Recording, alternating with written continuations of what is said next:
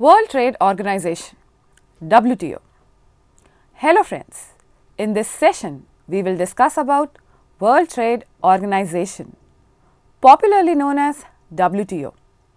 Further, we will discuss about how WTO came into existence, its functions, objectives and its working. Friends, let me introduce you to the topic. There was a time when the world was experiencing the problems of an extensive pattern of trade barriers in 1930s. So, Allied powers proposed a liberal world trading system in Havana 1947-48 for establishing International Trade Organization, also known as ITO.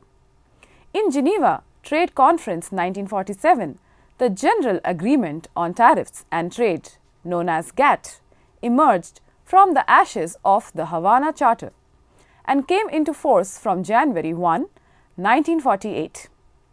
In January 1995, GATT disappeared and passed into history as it was merged in the World Trade Organization WTO. The GATT completed 8 rounds of multilateral trade negotiations known as MTNS.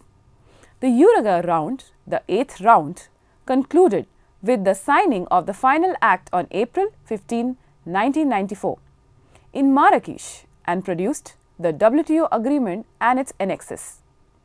The World Trade Organization WTO is an intergovernmental organization which regulates international trade. It has 164 members and 20 observer governments. The WTO oversees about 60 different agreements which have the status of international legal texts. Member countries must sign and ratify all WTO agreements on accessions. The WTO agreements are lengthy and complex because they are legal texts covering a wide range of activities. They deal with agriculture, textiles and clothing, banking, telecommunications, government purchases, industrial standards and product safety, food sanitation regulations, intellectual property and much more. Now friends, let us have a look at the 8th round or what we know as GATT and trade liberalization. The GATT was a multilateral treaty which had been signed by governments of member nations known as contracting parties. Its main function was to call international conferences to decide on trade liberalization on a multilateral basis. From 1948 to 1994, the General Agreement on Tariffs and Trade, also known as GATT, provided the rules for much of world trade, for about 80% of world trade, and presided over periods that saw some of the highest growth rates in international commerce. It seemed well established, but throughout those 47 years, it was a provisional agreement and organization. The original intention was to create a third institution to handle the trade side of international economic cooperation, joining the two Bretton Woods institutions, the World Bank and the International Monetary Fund, also known as IMF.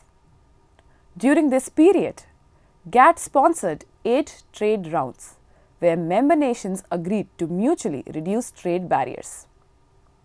Now friends, let us have a look at GATT rounds or conferences of global trade negotiations.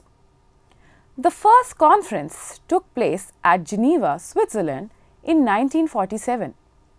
The second conference at Annecy, France in 1949.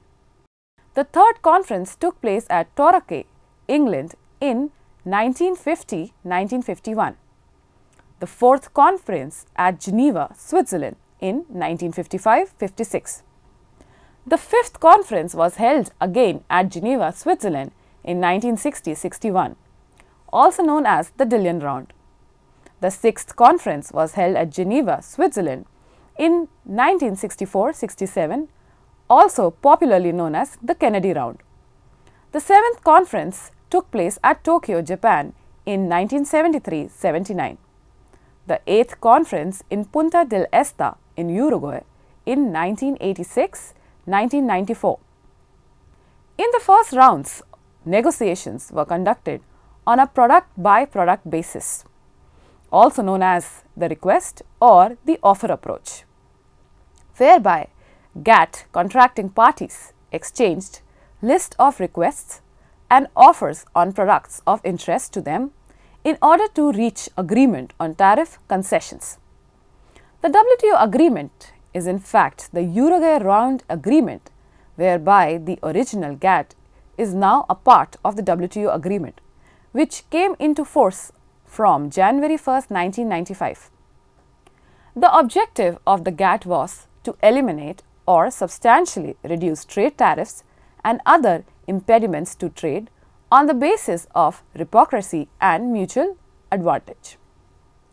Implicit in this principle are concepts which include: number 1, most favored nation (MFN) treatment, which prohibits discriminatory trade practices favoring one member state over another. Point number 2, principles of non-discrimination. National treatment, which prohibits a member from employing domestic fiscal or administrative laws, for example taxes, to discriminate against another member country. Point number 3, remedies, for example anti-dumping and countervailing duties, which may be imposed unilaterally when members are found to be in violation of a GATT obligation. Now let us look at the transition of GATT to WTO.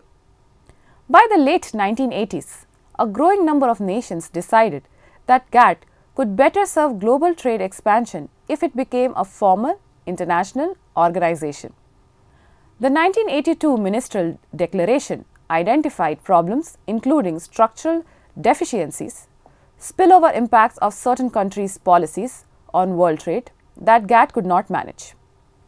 Therefore, they pressed for negotiations to formalize GATT and to make it a more powerful and comprehensive organization. To address these issues, the 8th GATT round, known as the Uruguay Round, was launched in September 1986 in Punta del Este, Uruguay. It was the biggest negotiating mandate on trade ever agreed. The talks were going to extend the trading system into several new areas, notably trade in services and intellectual property, and to reform trade in the sensitive sectors of agriculture and textile. All the original GATT articles were up for review. In November 1992, the United States and European Union settled on reforms for agricultural trade in a deal known informally as the Blair House Accord. Finally, in April 1994, the deal was signed by most of the ministers from 123 participating governments at a meeting in Marrakech, Morocco. Friends, now let us look at major criticisms of General Agreement on Tariffs and Trade. Point number 1, agriculture was treated as a special case where GATT rules hardly applied. Point number 2, developed countries had removed majority of tariff barriers but had devised new trade restrictions which are outside GATT rules, such as A. Voluntary export restraints, B. Low-cost suppliers, C. Market disruptions. The third criticism of GATT is GATT rules on subsidies were not explicit. These and other factors convinced GATT members that a new effort to reinforce and extend the multilateral system should be attempted. That effort resulted in the Uruguay Round, the Marrakech Declaration, and the creation of the WTO. Now friends, let us try to understand what exactly is WTO. World Trade Organization, known as WTO, is the only global international organization dealing with the rules of trade between nations. At its heart are the WTO agreements negotiated and signed by the bulk of the world's trading nations and ratified in their parliaments. The goal is to help producers of goods and services, exporters and importers conduct their business. But the WTO is not just about opening markets, and in some circumstances, its rules support maintaining trade barriers. For example, to protect consumers or prevent the spread of disease. Now let us have a look at the objectives of the WTO. The WTO has the following key objectives. Number one objective is to set and enforce rules for international trade. Also implement the new world trade system as visualized in the agreement. Objective number 2, to improve the level of living for the global population and speed up economic development of the member nations. Objective number 3, to resolve trade disputes and promote world trade in a manner that benefits every country. Objective number 4 is to increase the transparency of decision-making processes and enhance competitiveness among all trading partners so as to benefit consumers and help in global integration. Objective number 5 is to cooperate with major international economic institutions involved in global economic management and demolish all hurdles to an open world trading system and usher in international economic resistance, because the world trade is an effective instrument to foster economic growth. Objective number 6 is to ensure that developing countries secure a better balance in the sharing of the advantages resulting from the expansion of international trade corresponding to their developmental needs. Objective number 7 is to increase the level of production and productivity with a view to ensuring rising level of employment in the world and to make best utilization of world resources. Friends, now let us look at functions of WTO. WTO is designed to play an important role in the spheres of trade in goods, trade in services, foreign investment, intellectual property rights, etc. Friends, now let us have a look at the functions of WTO. Function number 1 is the WTO shall facilitate the implementation, administration and operations and further the objectives of this agreement and of the multilateral trade agreements, and shall also provide the framework for the implementation, administration and operation of the trade agreements. The second function of WTO is the WTO shall provide the forum for negotiations among its members concerning their multilateral trade relations in matters dealt with under the agreement in the annexes to this agreement. Point number 3 is the WTO shall administer the understanding on rules and procedures governing the settlement of disputes. Function number 4 is the WTO shall administer trade policy review mechanism. Function number 5 is with a view to achieving greater coherence in global economic policy making, the WTO shall cooperate as appropriate with the International Monetary Fund, popularly known as IMF, and with the International Bank for Reconstruction and Development, popularly known as IBRD, and its affiliated agencies. Friends, let us have a look at some basic principles and areas of operation of WTO. There are a number of simple and fundamental principles of WTO. These principles are the foundation of the multilateral trading system. First is non-discrimination principle. Non-discrimination is a fundamental principle of the multilateral trading system and is recognized in the preamble of the WTO agreement as a key instrument to achieve the objectives of the WTO. In the preamble, WTO members express their desire to eliminate discriminatory treatment in international trade relations. Non-discrimination in the WTO is embodied by the two principles, number 1 being the most favored nation, MFN, treatment obligation, and number 2, the national treatment obligations. Let us look at point number A, the most favored nation, MFN principle. Pursuant to the WTO agreements, countries cannot normally discriminate between their trading partners. If a member grants to a country a special favor, such as a lower customs duty on one of its products, it must grant the favor immediately and unconditionally to all WTO members. Point number B, national treatment. The national treatment principle addresses the treatment to be applied to imported products once they are in a member's territory. The national treatment principle prohibits a member from favoring its domestic products over the imported products of other member countries. Now let us look at second point, reciprocity. It reflects both a desire to limit the scope of free riding that may arise because of the MFN rule and a desire to obtain better access to foreign markets.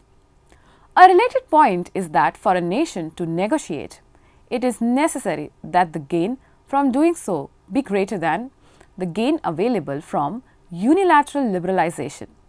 Reciprocal concessions intended to ensure that such gains will materialize. Point number 3, bidding and enforceable commitments. The tariff commitments made by WTO members in a multilateral trade negotiation and on occasion are enumerated in a schedule or list of concessions. These schedules established ceiling binding. A country can change its binding, but only after negotiating with its trading partners, which could mean compensating them for loss of trade. If satisfaction is not obtained, the complaining country may invoke the WTO dispute settlement procedures. Point number 4, transparency. The WTO members are required to publish their trade regulations to maintain institutions' permit for the review of the administrative decisions affecting trade, to respond to requests for information by other members, and to notify changes in trade policies to the WTO. These internal transparency requirements are supplemented and facilitated by periodic country-specific reports, trade policy reviews, through the Trade Policy Review Mechanism, also known as TPRM. The WTO system tries also to improve predictability and stability, discouraging the use of quotas and other measures used to set limits on quantities of import. Point number 5, safety valves. In specific circumstances, governments are able to restrict trade. The WTO's agreements permit members to take measures to protect not only the environment but also public health, animal health and plant health. Point number 6, prohibition of quantitative restrictions. As a general rule, quantitative restrictions are prohibited under the GATT 1994 agreement. However, in some cases, such as safeguard action, quantitative restrictions can be introduced under strictly defined criteria. Friends, now let us have a look at the structure of WTO. The Ministerial Conference is at the top of the structural organization of the WTO.